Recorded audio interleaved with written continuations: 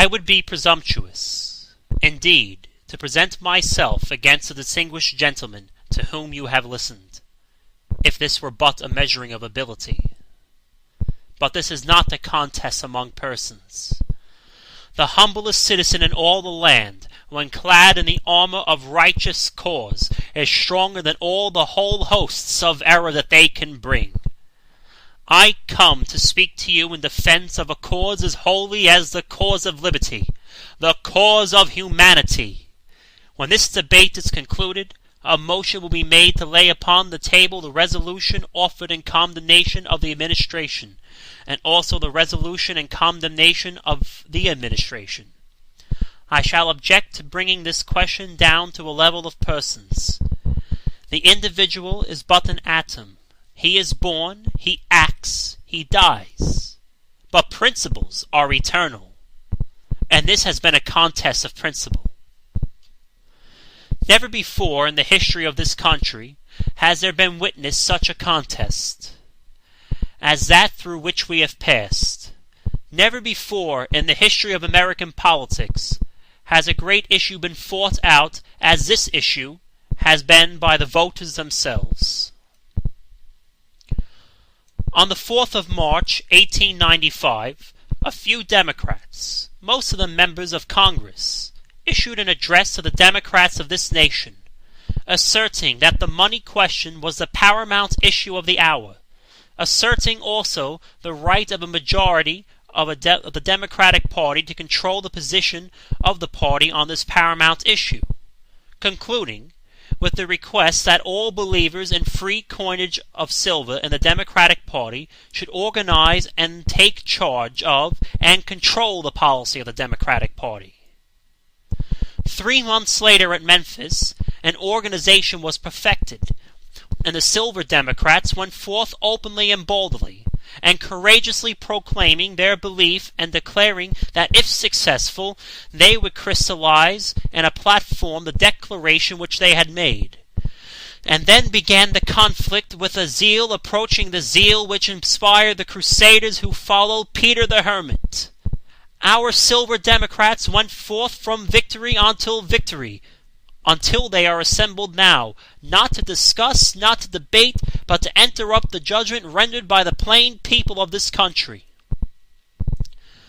But in this contest, brother has been arrayed against brother, and father against son. The warmest ties of love and acquaintance and association have been disregarded. Old leaders have been cast aside when they refuse to give expression to the sentiments of those whom they would lead, and new leaders have sprung up to give direction to this cause of freedom. Thus, the contest's been waged, and we have assembled here under the binding and solemn instructions have we ever fastened upon the representatives of the people. We do not come as individuals. Why? As individuals, we might have been glad to compliment the gentleman from New York. But we knew that the people for whom we speak would never be willing to put him in a position where he could thwart the will of the Democratic Party. I say it was not a question of persons, it was a question of principle, and it is not with gladness, my friends, that we find ourselves brought into conflict with those who are now arrayed on the other side. The gentleman who just preceded me spoke of the old state of Massachusetts. Let me assure him that not one person in all this convention entertains the least hostility to the people of the state of Massachusetts. But we stand here representing people who are the equals before the law of the largest cities in the state of Massachusetts. When you come before us and tell us that we shall disturb your business interests, we reply in kind that you have disturbed our business interests by your action. We say to you that you have made too limited in its application the definition of a businessman. The man who is employed for wages is as much a businessman as his employer. The attorney in the country town is as much a businessman as the corporation counsel in a great metropolis. The merchant at the crossroads store is as much a businessman as the merchant of New York. The farmer who goes forth in the morning and toils all day, begins in the spring and toils all summer, and by the application of brain and muscle to the natural resources of this country creates wealth, is as much a businessman as the man who goes upon the Board of Trade and bets upon the price of grain. The miners who go 1,000 feet into the earth and climb 2,000 feet upon the cliffs and bring forth from their hiding places the precious metals to be poured into the channels of trade are as much a businessman as the few financial magnates who in the back room corner of the money of the world. We come to speak for this broader class of businessmen. My friends, we say not one word against those who live upon the Atlantic coast, but those hardy pioneers who braved all the dangers of the wilderness, who have made the desert to blossom as the rose. Those pioneers away out there rearing their children near to nature's heart, where they can mingle their voices and their voices of the birds. But out there, where they have erected schoolhouses for the education of their own children, and churches where they praise their Creator, and the cemeteries where sleep the ashes of their dead, are as deserving of the consideration of this party as any people in this country.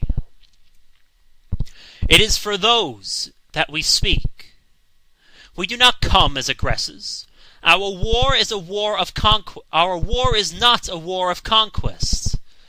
We are fighting in the defense of our homes, our families, and posterity. We have petitioned, and our petitions have been scorned. We have entreated, and our entreaties have been disregarded. We have begged, and they have mocked when our calamity came. We beg no longer. We entreat no more. We petition no more. We defy them. The gentleman from Wisconsin has said he fears a Robespierre. My friend, in this land of the free, you need fear no tyrant who will spring up from among the people. What we need is an Andrew Jackson to stand as Jackson stood against the encroachments of aggregated wealth.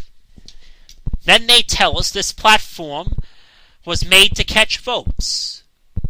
We reply to them that changing conditions make new issues, that the principles upon which rests democracy are as everlasting as the hills, but that they must be applied to new conditions as they arise, conditions which have arisen, and we are attempting to meet those conditions. They tell us that the income tax ought not to be brought in here. This is not a new idea. They criticize us for our criticism of the Supreme Court of the United States. My friends, we have made no criticism. We have simply called attention to what you know. If you want criticisms, then read the dissenting opinions of the courts.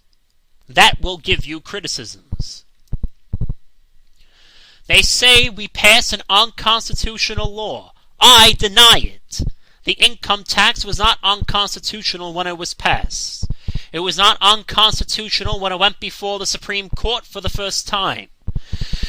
It did not become unconstitutional until one judge changed his mind, and we cannot be expected to know when a judge will change his mind. The income tax is a just law. It simply intends to put the burdens of government justly upon the backs of the people.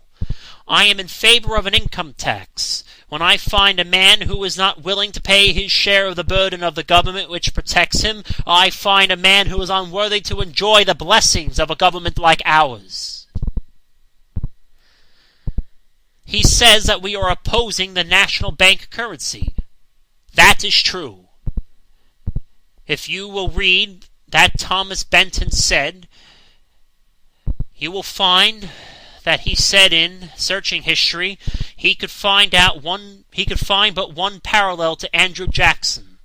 That was Cicero, who destroyed the conspiracies of Catiline and saved Rome. He did for Rome what Jackson did when he destroyed the bank conspiracy and saved America. We, in our platform, that we believe that the right to coin money and the issue money, we say in our platform that we believe that the right to coin money and issue money is a function of government. We believe it. We believe that it is part of sovereignty. And we can no more with safety be delegated to private individuals than can the power to make the penal statutes or levy laws for taxation. Mr. Jefferson, who was once regarded as good democratic authority, seems to have a different opinion from those gentlemen who have addressed us on the part of the minority. Those who are opposed to this proposition tell us that the issue of paper money is a function of the bank, and that the government ought not to go out of the banking business. However, I stand with Jefferson rather than with them, and tell them, as he did, that the issue of money is a function of government, and that banks should go out of the governing business. They complain about the plank which declares against a life tenure in office. They have tried to strain it to mean that which it does not mean. What we oppose in the plank is the life tenure that is being built up in Washington, which establishes an office-holding class and excludes from participation in the benefits the humbler members of our society. Let me call attention to 2 or 3 great things. The gentleman from New York says that he will propose an amendment providing that this change in our law shall not affect contracts which, according to the present laws, are made payable in gold. But if he means to say that we cannot change our monetary system without protecting those who have loaned money before the change was made, I want to ask him where, in law or in morals, he can find authority for not protecting the debtors when the Act of 1873 was passed, when he now insists that we must protect the creditor. He says he wants to amend this platform so as to provide that if we fail to maintain the parity within a year, that we will then suspend the coinage of silver. We reply that when we advocate a thing which we believe will be successful, are we not compelled to raise a doubt as to when our sincerity we are not compelled to raise a doubt as to our own sincerity by trying to show what we will do if we are wrong. I ask him if he will apply his logic to us. Why then does he not apply it to himself? He says that he wants this country to try and secure an international agreement. Why doesn't he tell us what he is going to do if they fail to secure an international agreement? There is more reason for him to do that than for us to expect to fail to maintain the parity. They have tried for 30 years to secure an international agreement. And those who are waiting for it most patiently are those who don't want it at all. Now, my friends, let me come to the great paramount issue. If they ask us here why it is we say more on the money question than we say upon the tariff question, I reply that if protection has slain its thousands, the gold standard has slain its tens of thousands. If they ask us why we did not embody all these things in our platform which we believe, we reply to them that when we have restored the money of the Constitution, all other necessary reforms will be possible, and that until it is done, there is no reform that can be accomplished. Why is it that within 3 months such a change has come over the sentiments of the country? 3 months ago, when it was confidently asserted that those who believed in the gold standard would frame our platforms and nominate our candidates, even the advocates of the gold standard did not think that we could elect a president. But they had good reasons for the suspicion. because this is scarcely a state here today asking for the gold standard that is not within the absolute control of the Republican Party. But note the change. Mr. McKinley was nominated at St. Louis upon a platform that declared for the maintenance of the gold standard until it should be changed into bimetallism by international agreement.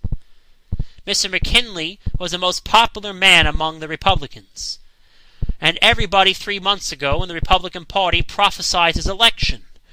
How is it today when that man who used to boast that he looked like Napoleon, that man shudders today when he thinks that he was nominated on the anniversary of the Battle of Waterloo? Not only that, but as he listens, he can hear with an ever-increasing distinctness the sound of the waves as they beat upon the lonely shores of St. Helena. Why this change? Ah, my friends, it is not the change evident to anyone who would look the matter. It is because no private character, however pure, no personal popularity, however great, can protect the avenging wrath of an indignant people. The man who will either declare that he is in favor of fastening the gold standard upon his people, or is willing to surrender the right of self-government and place legislative control in the hands of foreign banks and powers. We go forth confident that we shall win. Why? Because upon the paramount issue in this campaign there is not a spot of ground upon which the enemy will declare to challenge battle. Why? If they tell us that the gold standard is a good thing, we point to their platform and tell them that their platform pledges the party to get rid of the gold standard and substitute bimetallism. If the gold standard is a good thing, why try to get rid of it? If the gold standard, and I might call your attention to the fact that some of the very people who are in this convention today and who tell you that we ought to declare in favor of international bimetallism, and thereby declare that the gold standard is wrong, and that the principles of bimetallism are better, these very same people 4 months ago were open and avowed advocates of the gold standard, and telling us that we cannot legislate two metals together, even with all the world. I want to suggest this truth, that if the gold standard is a good thing, we ought to declare in favor of its retention, and not in favor of abandoning it.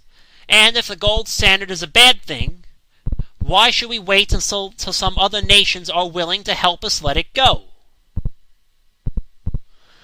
Here is the line of battle. We care not upon which issue they force the fight. We are prepared to meet them on either issue or on both. If they tell us that the gold standard is the standard of civilization, we reply to them this, that the most enlightened of all the nations of this earth has never declared for a gold standard, and both parties this year are declaring against it. If the gold standard is the standard of civilization, why, my friends, should we not have it? So if they come to meet us on that front, we can present the history of our nation. More than that, we can tell them this, that they will search the pages of history in vain to find a single instance in which the common people of any land have declared themselves in favor of a gold standard. They can find where the holders of fixed investments have. Mr. Carlyle said in 1878 that this was a struggle between the idle holders of idle capital and the struggling masses who produce the wealth and pay the taxes of the country. And my friends, it is simply a question that we shall decide upon which side shall the Democratic Party fight. Upon the side of the idle holders of idle capital, or upon the side of the struggling masses? This is the question that the party must answer first, and then it must be answered by each individual hereafter. The sympathies of the Democratic Party, as described by the platform, are on the side of the struggling masses, who have ever been the foundation of the Democratic Party. There are two ideas of government. There are those who believe that if you legislate, to make the well-to-do prosperous, that their prosperity will somehow leak through onto those below. The Democratic Party has been that if you legislate to make the masses prosperous, their prosperity will find its way up through every class that rests upon it. You come to tell us that the great cities are in favor of the gold standard. I tell you that the great cities rest upon these broad and fertile prairies. Burn down your cities and leave us our farms, and you will find that your cities will spring up again as if by magic. But destroy our farms, and the grass will grow in the streets of every city of the country. My friends, we shall declare that this nation is able to legislate for its own people on every question without waiting for the aid or consent of any other nation on earth, and that upon this issue we expect to carry every single state in the Union. I shall not slander the fair state of Massachusetts, nor the state of New York, by saying when its citizens are confronted with the proposition, is this nation able to attend its own business? I will not slander either one by saying that the people of those states will declare our helpless impotency as a nation to attend our own business. It is the issue of 1776 over again. Our ancestors, when but 3 million, had the courage to declare their political independence of every other nation upon the earth. Shall we, their descendants, upon which we have grown to 70 million, declare that we are less independent as our forefathers? No, my friends, it will never be the judgment of this people. Therefore, we care not upon what lines of battles are drawn. If they say that bimetallism is good, but we cannot have it till some nations help us, we reply, instead of having a gold standard because England has, we shall restore bimetallism, and then let England do the same. If they dare to come out in the open field and defend that the gold standard is a good thing, we shall fight them to the uttermost, having behind us the producing masses of the nation and of this world. Having behind us the commercial interests and the laboring interests and all the toiling masses. We shall answer their demands for a gold standard by saying to them, you shall not press down upon the brow of labor this crown of thorns, and you shall not crucify mankind upon a cross of gold.